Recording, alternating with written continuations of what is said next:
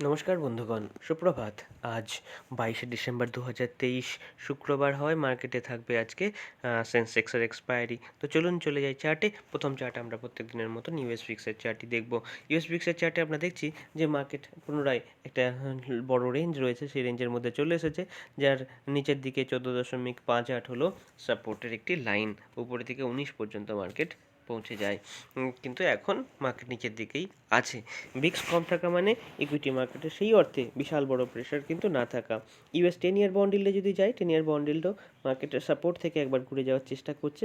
তো দেখা যাক, এখনও সেলিং প্রেশার যদি আসে তাহলে কিন্তু এই সাপোর্টকে ভঙ্গ হতে দেখতে পারি। এরপরে ইউএস অয়েল অর্থাৎ ক্রুড অয়েলের চার্ট। ক্রুড অয়েল রেসিস্ট্যান্সে ট্রেড করছে।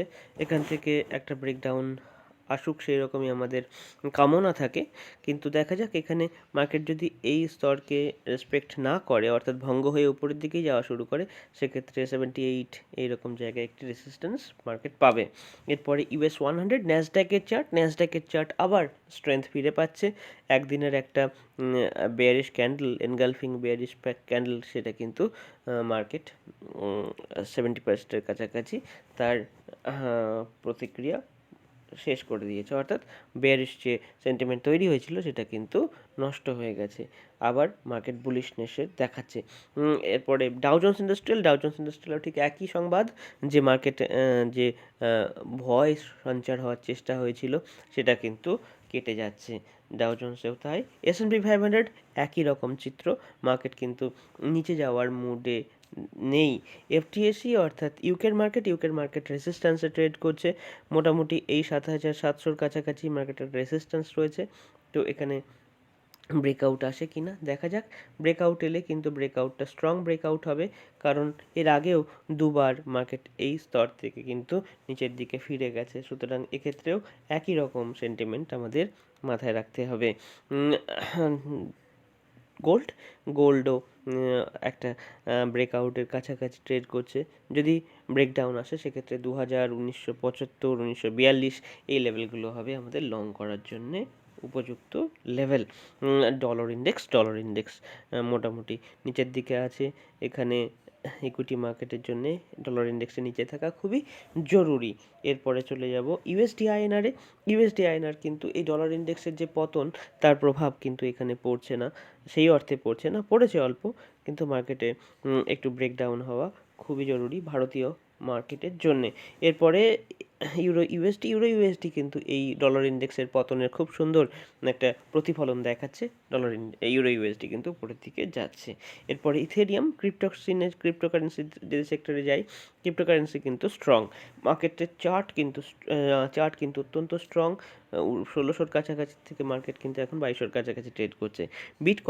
বিটকয়েনেও এই যে বুলিশনেস সেটা কিন্তু অত্যন্ত প্রকট। মার্কেট সোজাসুজি উপরে যাওয়ার একটা প্রবণতা দেখাচ্ছে। এরপরে বল্টিক ড্রাই ইন্ডেক্স নিচের দিকে আসছে, ক্রমাগত নিচের দিকে আসছে, একটা রিজনেবল জায়গায় চলে এসেছে। মার্কেট কিন্তু পূর্ববর্তী সময়ে এখানে একটা রেজিস্ট্যান্স ফেস করেছে, বর্তমানে এখানে একটা সাপোর্ট হিসাবে কাজ করবে। এখানে মার্কেটকে কিন্তু একটু অবজার্ভ করার প্রয়োজনীয়তা মনে হচ্ছে। এই লেভেলটাকে আমরা মার্ক করে রাখলাম, এটা মার্কেটে একটা সাপোর্টের মতন কাজ করবে। এই চার্টটিকে দেখার জন্য আমরা লাইন চার্টের সাহায্য নিতে পারি। তাহলে এই হলো আমাদের চার্টের প্যাটার্ন। এখান থেকে আমরা একটা রিভার্সাল এক্সপেক্ট করছি। এরপরে চলে যাবো ইন্ডিয়ার মার্কেটে। ইন্ডিয়া উইক্স একটা ব্রেকআউট ঘটিয়েছিল, রিটেস্ট করার চেষ্টা করছে 12.76 এইরকম জায়গায়, কিন্তু মার্কেট একবারের জন্য আসবে বলে মনে হচ্ছে। ইন্ডিয়া 10 ইয়ার বন্ডেল সাপোর্টের কাছাকাছি ট্রেড করছে। 7.14% রয়েছে মার্কেটের সাপোর্ট। যতক্ষণ না ভঙ্গ হচ্ছে মার্কেট এখানে ভলাটিলিটির সঙ্গে সাইডওয়েজ থাকতে পারে। এরপরে নিফটি দেখুন কি সুন্দরভাবে লেভেলটাকে সাপোর্ট করেছে।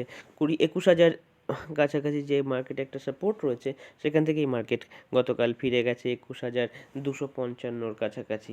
এরপরে চলে যাব ব্যাংক নিফটিতেও ঠিক তাই। মার্কেট সাপোর্ট থেকেই উপর সাপোর্টের কাছাকাছি ওপেন হয়, এবং তারপরে সামান্য নিচে এসে উপরে চলা যখন শুরু করেছে, তখন 47,840-এর কাছাকাছি পৌঁছেও গেছে, অর্থাৎ অল টাইম হাইয়েই ধরে নিতে পারেন মার্কেট ট্রেড করছে। এরপরে ফিননিফটিতেও ঠিক তাই। একদিনের জার্ক, সেটা কিন্তু তার পরবর্তী দিনেই প্রায় 70% রিকভার হয়ে গেছে। এরপরে মিড ক্যাপ নিফটিতেও একই সংবাদ, মার্কেট 9,969-এর কাছাকাছি রয়েছে সাপোর্ট, সেখান থেকেই মার্কেট পুনরায় উপরের দিকে ফিরে গেছে।